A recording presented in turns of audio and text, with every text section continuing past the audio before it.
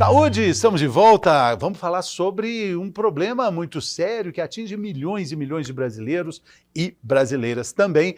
É a angina, problema cardíaco e muitas vezes confundido com outras questões ligadas à saúde do coração. A gente está recebendo aqui a doutora Érica Silva, que é médica, especialista em cardiologia, coordenadora do pronto-socorro de cardiologia, preceptora da residência médica de cardiologia do Hospital Mater Dei. Que alegria te receber aqui, doutora. Tudo bem? Olá, tudo bem? Bem-vinda. Muito prazer, obrigada pelo convite. Igualmente, a alegria nossa aqui também, a gente falar de algo tão importante. A gente ouve tanto falar de angina, mas, na verdade, existem muitas dúvidas com relação a essa questão que atinge milhões de brasileiros, uma doença que exige uma atenção muito grande, né, doutora? Muito, e é legal que nós escolhemos um tema, assim, bem interessante, por ser muito comum.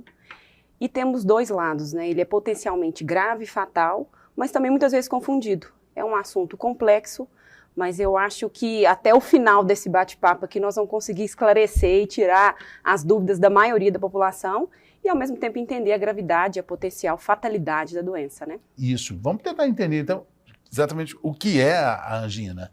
Se a gente conseguir resumir numa frase, a angina é qualquer dor no peito secundária à doença cardíaca. E essa é referente à redução do fluxo sanguíneo para o tecido do coração. Isso é angina, assim, definição em uma frase.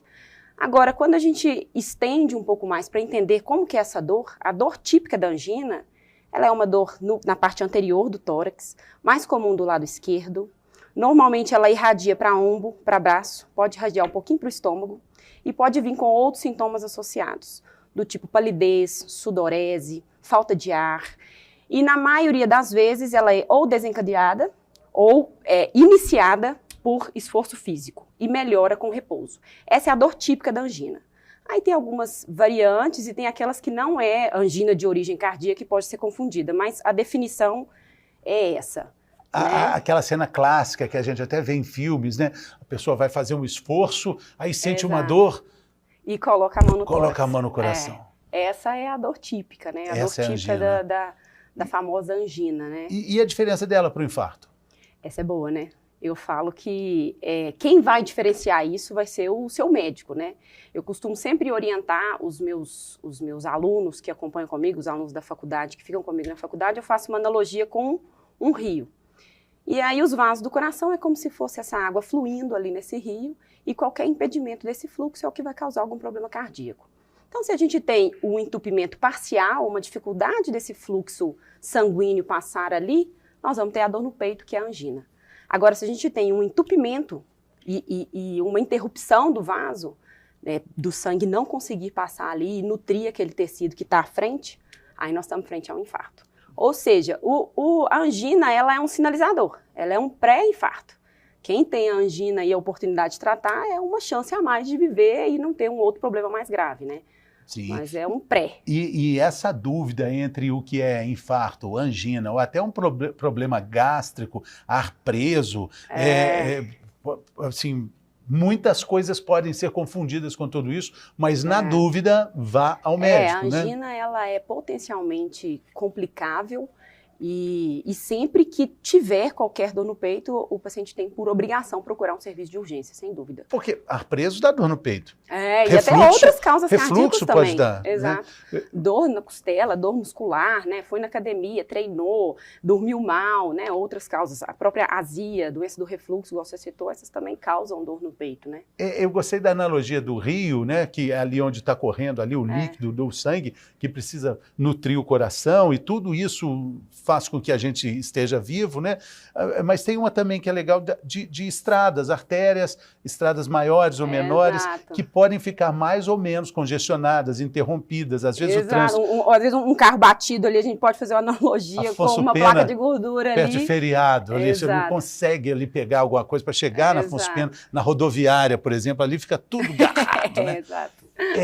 Mas aí, às vezes, o próprio fluxo sanguíneo encontra um caminho para uma alternativa. Uma alternativa, tipo, né, Cristiano Machado ou Antônio Carlos. Se tá ruim a Cristiano Machado, o fluxo vai pelo Antônio Carlos. E no coração a gente chama isso de colateral. Colateral. É um desvio ali que às vezes é ele saudável consegue assumir. Isso? Ao longo da vida, o coração ele vai desenvolvendo essas colaterais, que podem dar conta do recado, mas na maioria das vezes não. Ela consegue fazer um trabalho ali provisório. De toda forma, quando a via principal ela está interrompida, o tratamento ele tem que ser imediato, ele tem que ser de urgência, que é o famoso cateterismo, que é feito na urgência. Para desentupir isso aí. O cateterismo e a colocação do stent, que é para desentupir e liberar a via lá para você passar do viaduto lá. O viaduto, né? Garrou o caminhão ali, né? E não está passando nada, e aí precisa tirar aquilo ali para o sangue correr. E aí, de novo, os cardiologistas gostam muito de dizer, né, que tempo é coração, né? Os neurologistas gostam de dizer que tempo é cérebro. Mas você sabe que, assim, sempre quando a gente fala um pouco de coração e fala um pouco de cérebro, um pouco de rim, pulmão, nós estamos falando de estrutura muito nobres e com fisiopatologia muito próxima, muito parecida. Tanto que quando a gente coloca em causas de mortalidade, doenças cardiovasculares, infarto e AVC entram juntas, porque nós estamos falando do mesmo substrato, mesmo problema, né? A base é a doença aterosclerótica. Então, assim, tanto o AVC quanto o infarto, e eu coordeno o pronto-socorro do Hospital Mater Dei, e a gente tem protocolos muito rigorosos de tempo. É o paciente que chega com suspeita ou de infarto ou de AVC, o cronômetro começa, e a gente tem que correr, porque você está perdendo tecido ali, seja ele cerebral, seja ele cardíaco, e tem que correr contra o tempo mesmo. E falando da angina, então, a angina, e pegando a analogia do rio e da estrada, essa estrada congestionada, interrompida, ela vai provocar uma dor? Ela vai provocar uma dor. Se ela estiver livre, se a via estiver livre, a vida segue. É o caminho ideal de fluxo sanguíneo, que é o que a gente precisa. Mas se você tem um caminhão parado ali, se você tem uma batida, o fluxo fica com dificuldade, fica limitado, e aí é onde o paciente começa a ter dor. Né? E quando ele é interrompido, né, é o que a gente chama do infarto propriamente dito. E a gente tem aqui um número interessante, cerca de 10 a 15 pessoas, de 10 a 15% das pessoas com mais de 65 anos vão ter angina em algum momento da vida. As estatísticas de doenças cardiovasculares, elas são assim assustadoras, né? É a doença que mais causa morte no mundo inteiro. No Brasil, são 400 mil mortes por ano. No Brasil, só secundárias a doenças cardiovasculares. E de todas as mortes, no Brasil, 1/3 é de causa cardiovascular. Então, é uma doença que mata para valer, assim, tem que tomar muito cuidado. Quem tem a oportunidade de sentir angina, entendendo que a angina é o pré, né, o aviso, cuidar da angina para prevenir o infarto é fundamental. E o diagnóstico da angina, como é que ele é feito? Como é que o médico crava esse diagnóstico? Porque isso também implica um tratamento de longa duração, talvez para a vida inteira. Nós temos dois perfis assim, de pacientes que precisam receber o tratamento. É aquele paciente que chega para um check-up, que tem tido algum mal-estar, uma sensação de que está comendo alguma coisa e aquilo não está caindo bem, e aí esse paciente vem para um check-up para estender a propedêutica e ver o que está acontecendo, e já o paciente que está em pronto-socorro. O diagnóstico dos dois é baseado em exames direcionados, né? Tem exames mais simples e exames mais invasivos, depende do perfil e da idade de cada um, para direcionar o tratamento adequado.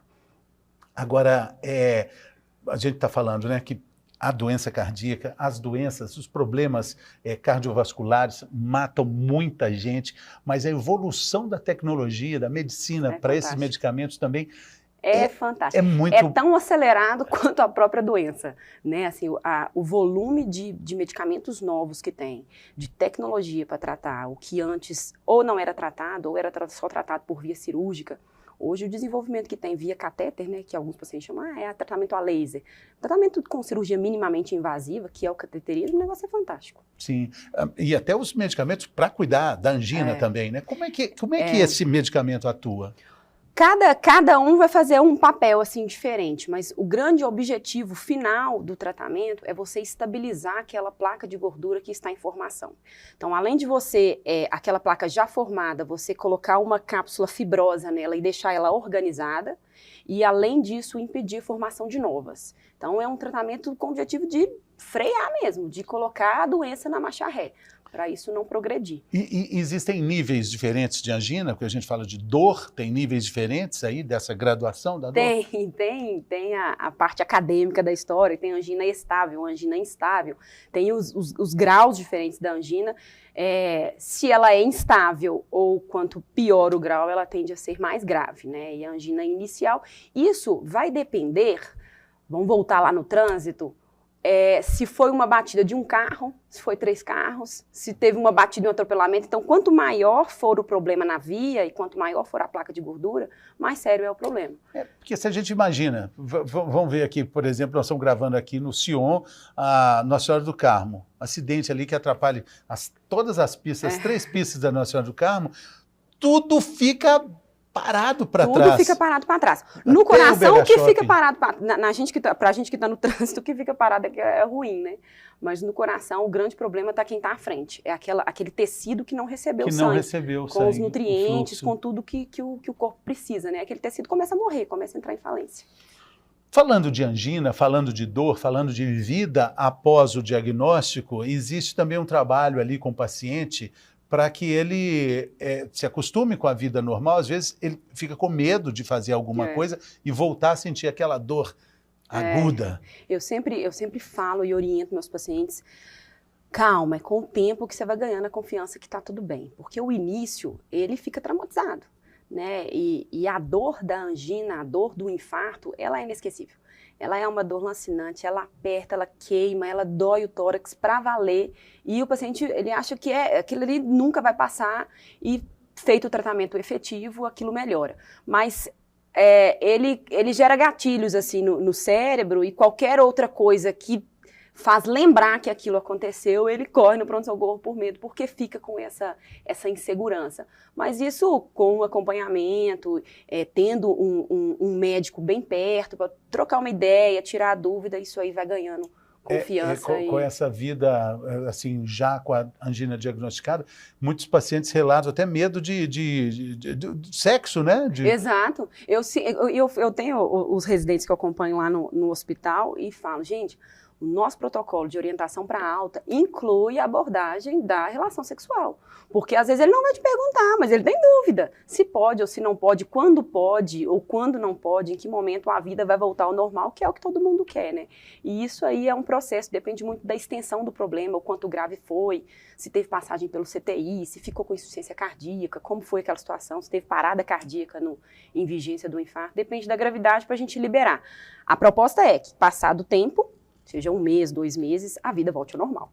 E assim como pressão alta, eu tenho amigos cardiologistas que falam que até assim, retarda um pouco o diagnóstico da hipertensão, porque o paciente vai ter que tomar isso para o resto da vida. Com a angina acontece algo parecido? Quando você fala assim, olha, vou te falar, você tem angina e você tem que casar com remédio para angina. Muitos pacientes falam assim, um dia me falaram que eu tinha angina. Você precisa entender, se um dia te falaram que você tem angina, você já tem uma placa de gordura ali no coração. E nós temos uma opção, ou a gente freia essa doença, ou ela vai evoluir para o infarto. Então, às vezes, o tratamento preventivo, o paciente dá um passo para trás, porque às vezes ele não quer tomar remédio naquela hora, sabe? Mas isso acontece muito com a pressão. O grande problema, a doença ela vai silenciosa. E ela vai acontecendo. Juntas ali, angina e hipertensão. Angina, hipertensão, diabetes, vai tudo no pacote, assim, porque é o mesmo substrato, né? Nós estamos falando da mesma fisiopatologia. A gente sempre fala, né, que a redução de peso corporal, mesmo que seja pequena, ela consegue apresentar bons resultados para várias patologias. Para angina também? Mesma coisa. O tratamento da obesidade, o ganho e o benefício dele é associado com a mesma coisa com o tabagismo.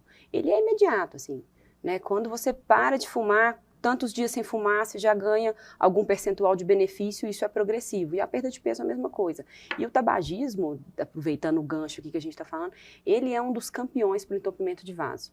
Assim, por 2 motivos principais. Um, que ele acelera a produção de placa de gordura, e o outro, que ele tem o potencial de deixar o vaso rígido. Então, o vaso fica muito estreito. Aonde o sangue tem que passar, ele só tem uma opção. O vaso fica duro, ele perde a elasticidade, essa maleabilidade do vaso. O cigarro faz isso. Então, é o grande campeão por entupimento de vaso. Sim, o cigarro é o único produto que, se você fizer tudo o que está mostrando no rótulo, você morre.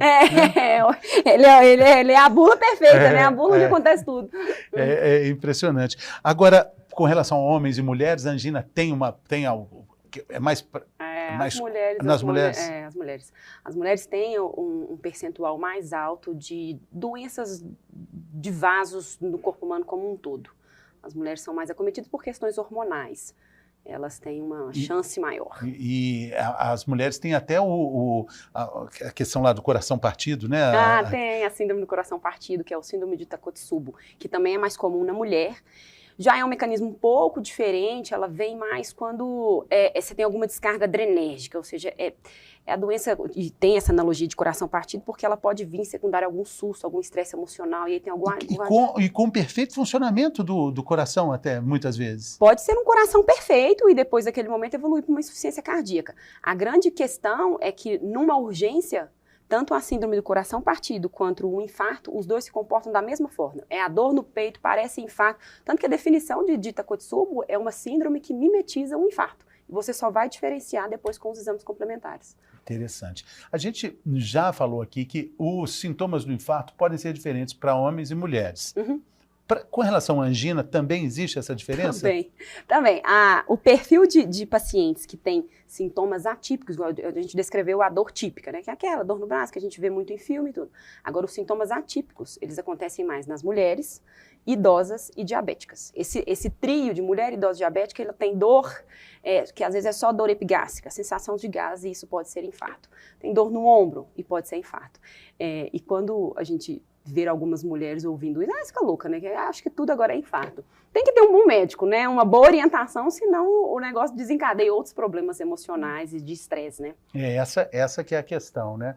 Mas medicação, então, ela é fundamental. Exato. A gente falou da tecnologia que está aliada aí à medicina, né? Para minimizar isso. Só tecnologia não vai funcionar, assim. Tem que ser tecnologia aliada a bons remédios. Tanto que se o paciente não vai tomar a medicação pós a colocação do stent, é melhor que não coloque o stent, porque o stent vai dar problema. Então precisa ter as duas coisas aliadas, medicamento, e temos medicações de última geração, e tecnologia a mesma coisa.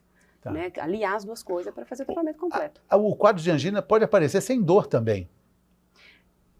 Pode. Pode? Estou te perguntando. Não, doutor. Não, quem pergunta isso. assim, não, tá ótimo, eu estou te perguntando. É porque às vezes a pergunta parece uma reticência, mas é sempre um ponto de interrogação. Pode? Não, a angina silenciosa, aí nós estamos falando de uma outra doença que são vasos entupidos no coração, mas que não estão causando alguma repercussão. Porque o stent vai resolver esse vaso entupido também, né? Pode resolver, né? Sim, se tiver, só que o stent não é colocado para todo entupimento, né? Se for um entupimento moderado a importante, o stent está bem indicado. Se não, o tratamento é medicamentoso, o tratamento é farmacológico, né? Que é Sim, a gente tem vasos importantes aqui também no pescoço, né? Exato, que podem tem comprometer. A ver com o AVC lá que a gente comentou. Sim. Por isso que é tudo muito ligado, né? Tudo num pacote só, assim, tudo interligado. Conectado. Exato. A gente tem aqui no nosso programa um quadro que se chama Mitos e Verdades. E aí quando a gente fala de saúde coronária, né, tem muitas coisas que a gente confunde, né? Então a gente esclarece nesse quadro. Vamos lá? Vamos lá. Beleza.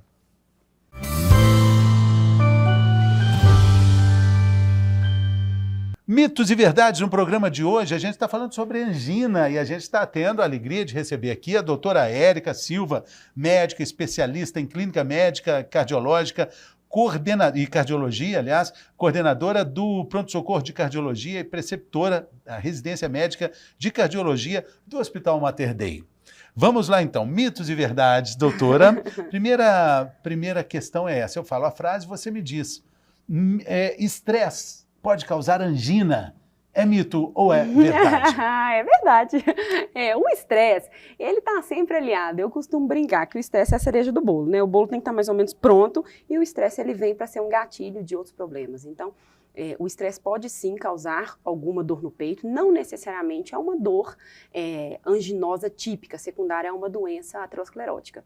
Às vezes é uma dor torácica que o paciente acha que é uma doença mais grave, mas pode ser só secundária ao estresse. Mas é verdade, causa, né? Assim, de certa forma é uma demanda muito grande de pronto-socorro, inclusive. É aquela gota d'água que entorna o copo, não foi ela que entornou, né? Não foi ela que entornou, ela só decorou o negócio. Sim. E as questões que acabam sendo somatizadas, elas são muito ligadas também a essa dor no peito, né?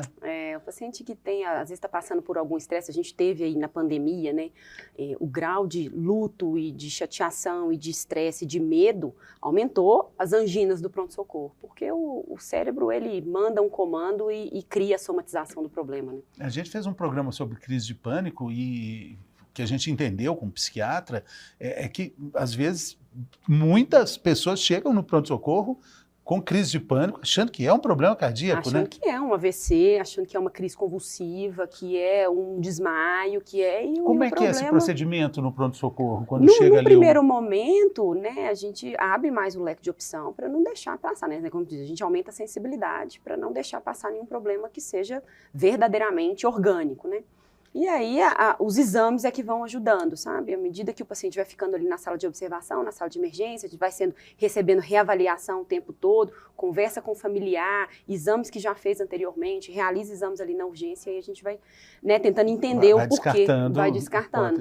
Tem alguma característica assim que pode cravar um problema cardíaco? Meu querido Dr. Calil sempre fala que é pata de elefante no peito. Pata de elefante no peito deve ser um negócio terrível. Mas, na sua opinião, tem alguma dor que... Não, essa aí, ok, essa Nossa, a dor que preenche 3 critérios, assim, ela, até que prova o contrário, ela é um problema grave do coração. É uma dor no meio do tórax, que irradia para ombro, piora com esforço, melhora com repouso, tem duração mais do que 10 minutos. Essa aí eu... Vamos repetir.